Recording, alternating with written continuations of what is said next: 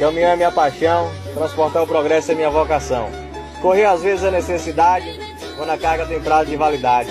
O dono da carga me ligando, mandando adiantar, quando o CEAGESP tem hora de chegar. Sem contar a prestação do caminhão que tem pra me pagar. E nessa corrida maluca não vai vender a fruta, quem critica não conhece como é a dura labuta de um verdureiro. Para ser mais preciso, mercadeiro, conhecido chofer caminhoneiro. Na madrugada alucinado, 1 a 2 dias acordado, levando fama de drogado. Essa é a sua luta, não vai vender a fruta. Chofer caminhoneiro, mais conhecido como verdureiro. Na estrada, nos chamam de suicida, que não temos amor à própria vida. Mas não sabe o que é sair da roça atrasado e ainda sermos culpados pelo horário queimado. Da Bahia a São Paulo, na corrida maluca, não vai vender a fruta. Por isso, antes de criticar, se coloque no lugar. Vá à viagem em meu lugar e me diga com uma conversa adulta. Se essa vida é maluca, não vai vender a fruta, se não é de arrepiar.